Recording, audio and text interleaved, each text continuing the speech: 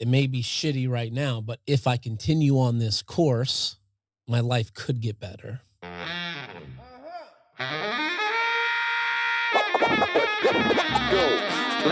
Ladies and gentlemen, you are now about to witness the journey that is the Lyfe Choyces podcast.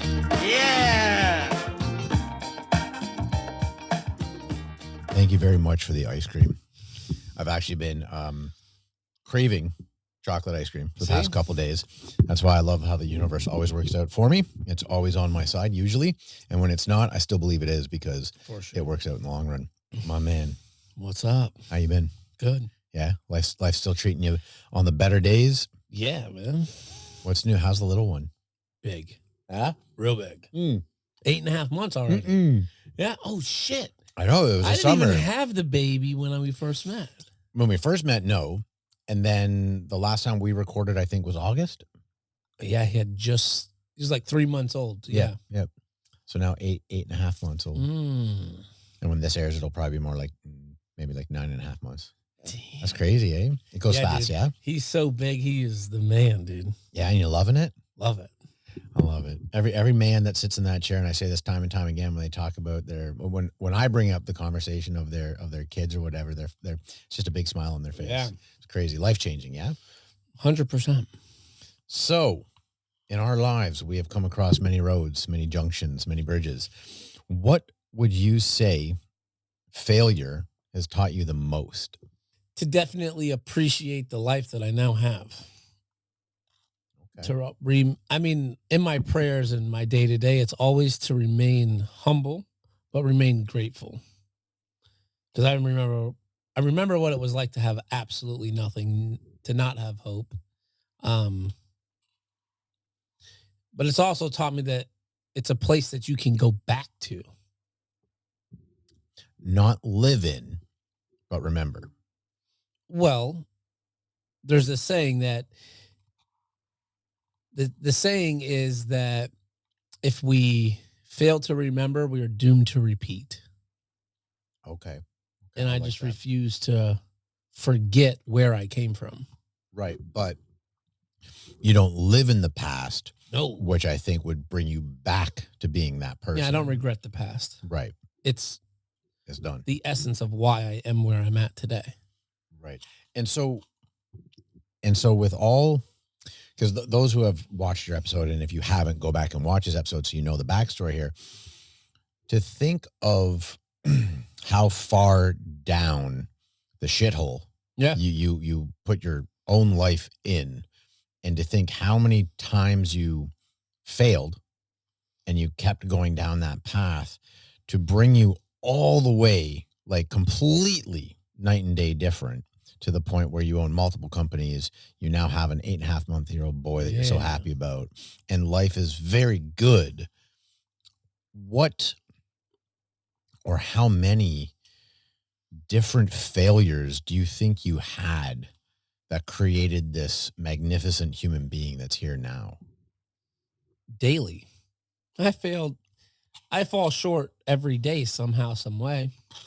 Maybe the degree of my failure and your failure, the differences may be significant, but I feel that there's insignificant failures that may be minutia to the day-to-day, but as they acquire, I just continue to learn from them. I had a huge setback like a few months ago because I got unprofessional vocally with somebody, and that was a huge learning lesson.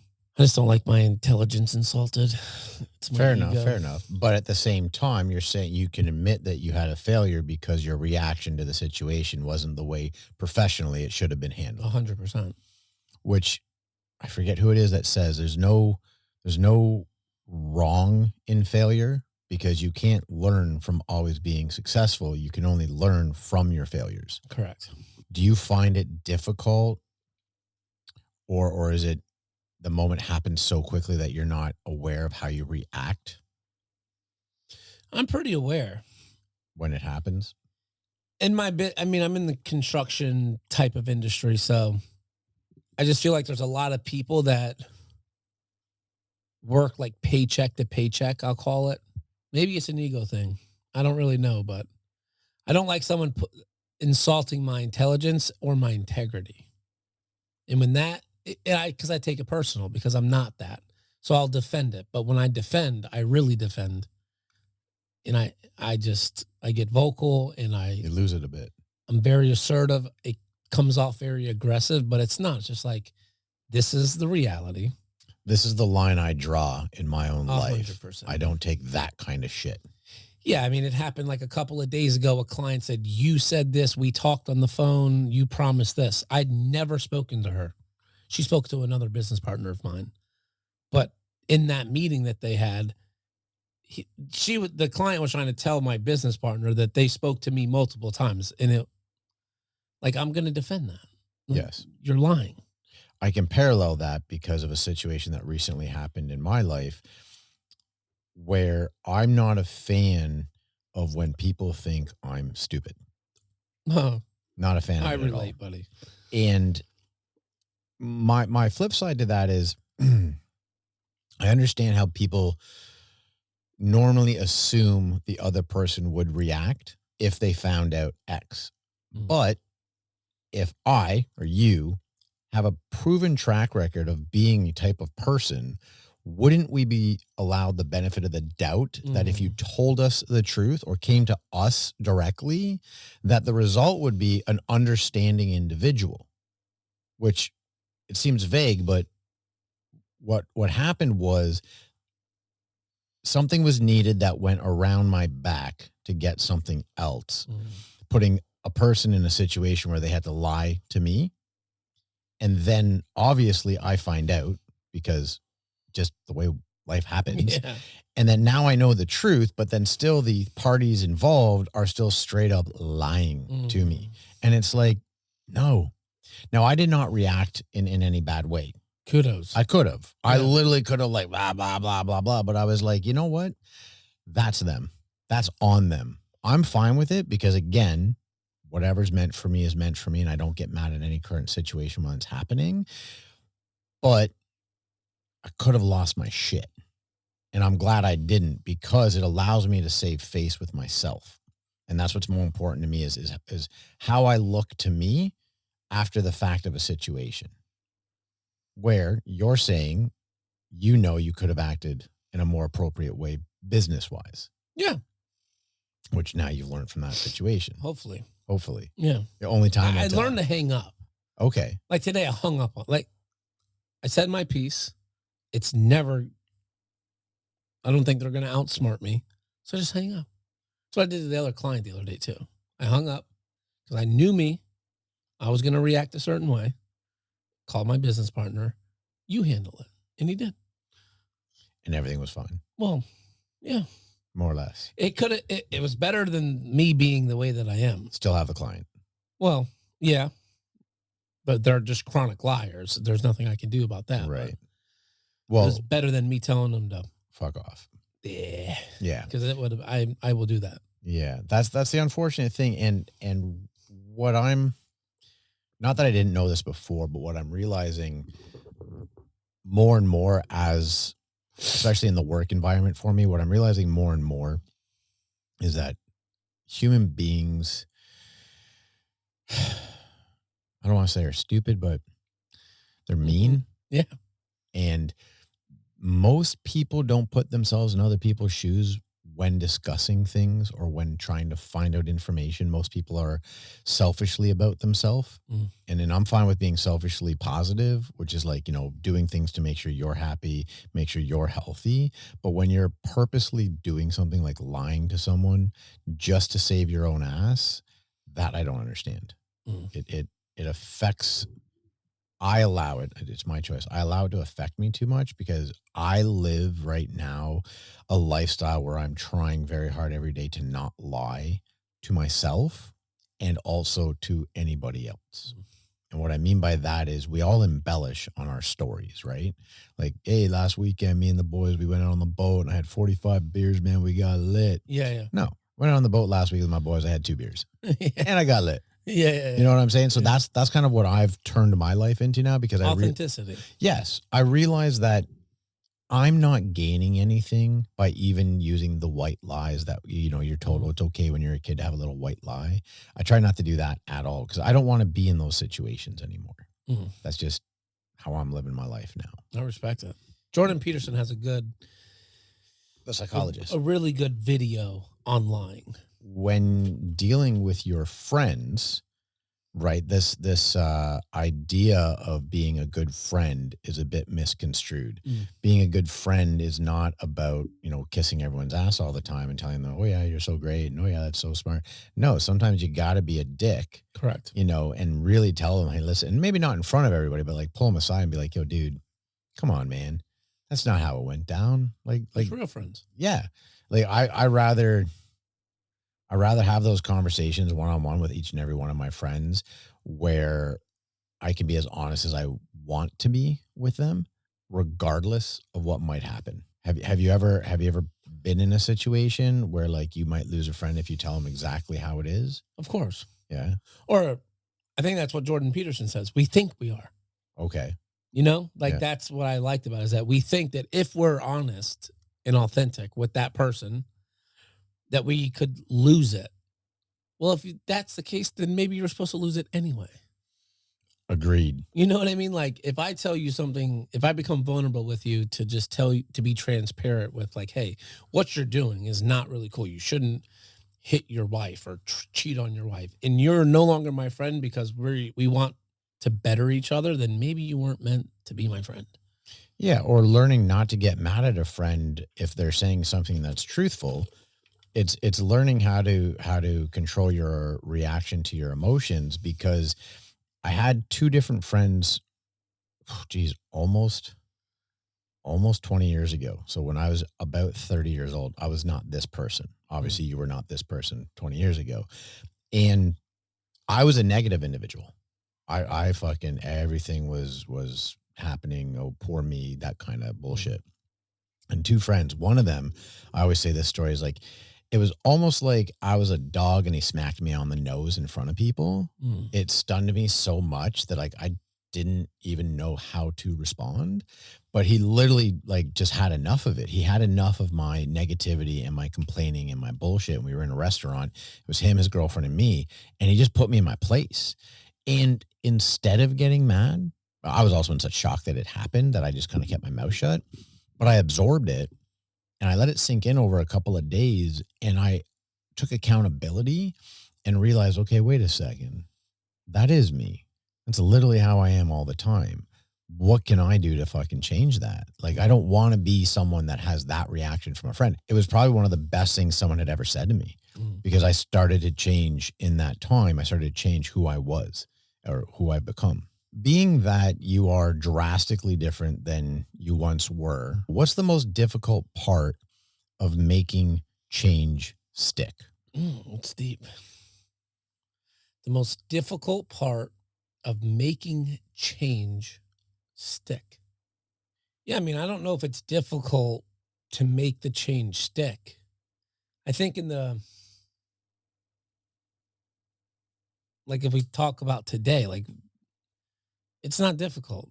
It wasn't really difficult then because for me, it was such a drastic difference. Like within a week, my life became so different.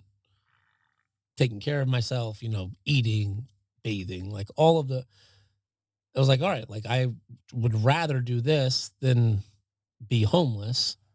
So it was just a matter of not forgetting what it was like. Back to what we said earlier, like if we're doomed to repeat if we ever forget. Right. But you just said something right there that's like, for most people, they couldn't even understand how it would be difficult to remember to eat and bathe.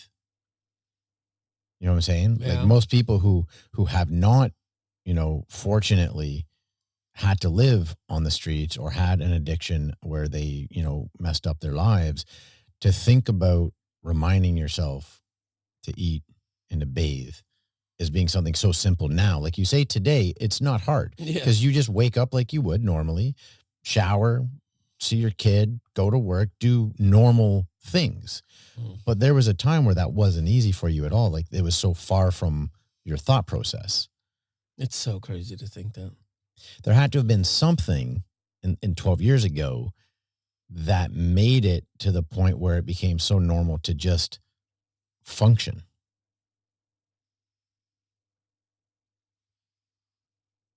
I guess I just finally had some hope. I just believed that. I mean, maybe it wasn't an immediate transition, but over time, a few months, like I started having like some faith in myself, started having some more respect for myself, and learning really what like perseverance was. That it may be shitty right now, but if I continue on this course, my life could get better. And I think that's what the driving force was.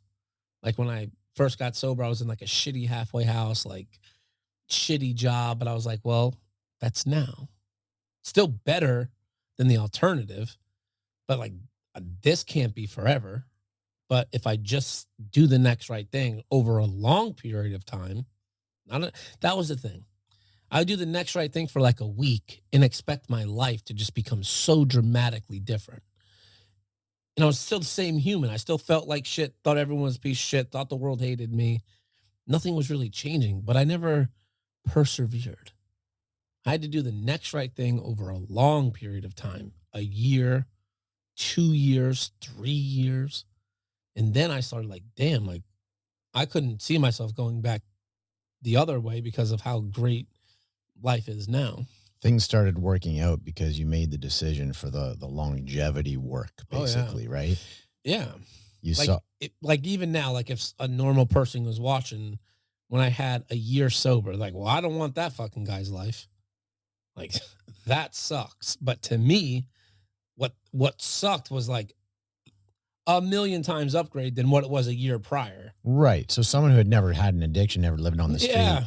would look at someone that's only 1 year sober thinking, oh my God, that guy's life still sucks. Like, I don't want that shit. But when you literally were living between, the overpasses or underneath the Yeah. overpasses between two fucking streets, that 1 year sober was the best thing that you had Ever. for years. Correct. Yes. So it's exactly knowing, which is difficult, I think, for a lot of people, especially anyone that's struggling right now with the beginning stages of trying to get sober or trying to conquer whatever it might be that they're addicted to, is realizing that it might not work out today. Next week, you might still be in the same spot. But if you keep putting those little things together, you're going to eventually start seeing something happen positive, and you just have to build on it. Which for you, after the first year, the second year, the third year, all of a sudden relationships were being mended, right? Because you at one time didn't talk to your father. Correct. Now you own a business with him. Correct. Right. So all those things started happening for you, which just magnified the fact that if you kept on that path and you kept building these small accomplishments, these small wins, that I definitely am never going back to that, because all I see is everything else coming my way. So what would you like for anyone that is struggling with addiction? What are some of like the biggest things that you would say to help someone? Like if I came to you and I was just in that point, what would you give me as someone that has been through it? For me, I didn't just wake up one day and live on the streets. It took years to get there. And in between those years, 100 million people talked to me of why I shouldn't do the things that I was doing and what was going to happen. And that's where my belief in like a power greater than myself, that only that is strong enough to pull me out of that current situation. So you're saying it's more godlike for someone to be in a situation, for them to pull themselves out of it, they need to have more of an enlightenment kind of moment? Maybe not necessarily an enlightenment moment, but maybe it's that. But I don't think that how many people do outreach with homeless people and veterans and all of these things, people that struggle with substance abuse? Do we have these talks, and do we give them a place to live, and we give them a meal, and we give them a shower? And then as soon as they do that, they just go right back. And that's my belief. If we're talking about 12 steps in the big book, the big book talks about the power of choice becomes practically non-existent. Our willpower is non-existent. when you struggle with the disease that I think that I had. Not when you're trying to get through to recovery, but when you're dealing with When you're in addiction. when you're in addiction. When you are in addiction, we don't have any willpower. Willpower is like, all right, some people do. I think that there's a lot of levels Right. to addiction. I think there's a lot of people that are in Alcoholics Anonymous that don't belong. Not to say that they don't belong, but they're not really a real alcoholic. With me, if I drink today and I start doing cocaine, I ain't stopping. It's going right back. Someone with handcuffs has to stop me. And I can't, and it's not that I don't want to. Even if I like became homeless again, I know now, like, it's not that I don't want to stop. I cannot stop. Why can't you just stop? That's the question. Like a chemical imbalance almost within yourself. 100%. Like, the moms and dads, like, honey, why can't you just stop? Like, luckily my parents were all drug addicts and alcoholics and got sober. But like, I know many families are like, well, honey, why can't you just get sober? The reality is that they don't know why they can't get sober. They cannot. They don't have any willpower inside to be like, all right, I'm fucking done. We can stop, but we cannot stay stopped. Right. But that's why you go to meetings and you do what you have to do, Correct. the practices in order to not put yourself in a situation that has whatever the substance is that affects you. Yeah.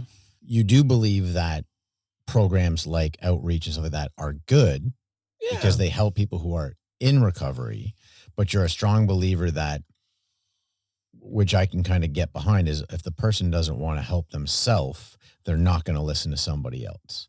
Yeah, like I'm not gonna go. If people rallied up the drug addicts in Lake Worth right now, like Austin, go talk to them and tell them not to. If you pull them from their environment to just straight to go hear someone talk about not getting high, they're gonna be like, "Fuck this guy. Who the fuck's this guy?" In that moment, they don't know that I could tell them that I've been where they've been, but our brain can't recollect like he's really been homeless. They see a clean guy, nice shoes. You know what I mean? I was going to say 100%. Like if I saw you and I didn't know you and I didn't know your story, I would never assume that you had lived that lifestyle. You can't, because you're not in that moment with me. If I'm not with these people getting high, no one's going to really believe that I was, getting high a decade ago, just as bad or even worse than they were. So they're going to be like, who the fuck's this guy think he is? It will work for him. It might have worked for him, but it can't work for me. But once someone makes the decision that they want to change, then talking to someone like you would help. I think it would be some gas on the fire with no flame yet. Okay. I think it will be some kindling. Yeah. How so? Because it could, if I have the willingness to make a change, because that's hard in itself. Just like, all right, I'm fucking done. I'm willing to do something different. To me, I feel like there's another part where something bigger, some godly universal power we've got to surrender to it or ask it for some help. Because if not, everyone would just stop. There wouldn't be AA. There wouldn't be NA. If everyone could just wake up and be like, this pain that I'm going through is fucking brutal. I'm tired of stealing from my wife and no longer being able to talk to my kids. I'm done. Every drug addict in the world would just stop. But we can't. There's such a bigger picture here that is like never talked about. It's like, you don't think that the fucking dad they got kicked out of his house from his wife and his 3 daughters don't want to talk to him anymore. You think that he wants to go fucking shoot heroin every day? No, he can't. He don't have a choice. He doesn't know the difference in not doing it. Yeah. I mean, he wants to stop. He wishes he could stop. But I think that it's part of that first, question that we talked about, failure. Some people fucking hate failure. You better get fucking used to it in life in general. Absolutely. Get fucking used to it. I encourage it all my life. Yeah. 47 years old, at least a few times a year. And I'm not talking like the little ones that happen kind of like every week or so. I'm talking big, massive failures that kind of set you back for a second and you think, well, what the fuck am I doing in this? Why do you like it though? Why do you like those things? Like me, I like that. I want to know that I fucked up, I failed, but why do I like it? I don't like the fact that I failed. I'm okay with it. But why are you okay? Why are you okay with it? Because I know there's a bigger picture and I'm going to learn something from it. The change. Yes. It's going to Perfect. bring me somewhere else that when I look back at that failure, I'm going to be like, thank you for that. Yeah. That's It's the change part. It's like, okay.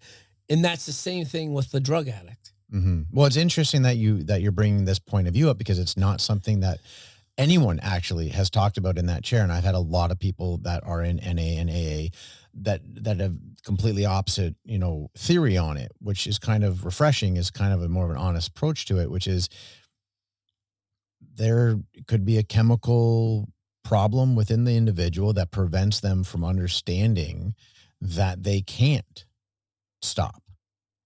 It is the essence. The big book talks about it. We have an allergy to a drug that interests us. What's the allergy? The allergy is that once I start, I cannot stop. That when I start and I consume drugs, alcohol, pills, cocaine, my brain says one thing and one thing only: more. That more precedes our family, our friends, our jobs, our careers, our livelihood. Nothing is more important than just more. That's not normal. The normal person can go buy a gram of cocaine on Friday, go to the bars with the boys, have a wild night, and then on Saturday, go have brunch with their fucking parents. Yeah. What? Well, I still think there's a bit of an issue there, but I'm just saying. But no, I understand your point. Yeah. Just because you do drugs don't mean you're a drug addict. Right. People can go out tonight and go to the bar, have 10 shots. Mm-hmm. Tomorrow, right back to work like nothing ever happened, and not do it for 2 weeks. I don't know what that is.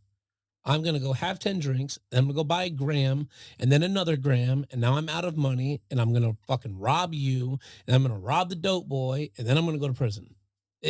That's the only thing that stopped you, unless you got it in prison as well. Well, yeah. It's interesting to have that outlook on it, that for people to get out of addiction, there has to be some kind of higher power that helps them have a revelation. To me, I don't really care what you are or whatever. If you have a problem, every single 12 steps, whether it's eating, sex, drugs, alcohol, the second step mentions the word God in every single 12-step program. God's number came 2. to believe that a power greater than myself could restore us to sanity. Sorry, it doesn't say God in the second. That's the third. But the second step is came to believe that a power greater than myself could restore me to sanity. So it's basically a decision. Thank you again for coming out to the podcast. I appreciate it. Everyone out there, thank you very much for coming back each and every week here at the Lyfe Choyces podcast. We'll see you next Tuesday at 2 p.m. Much love, everybody. Ladies and gentlemen. You are now about The Journey, Lyfe Choyces podcast.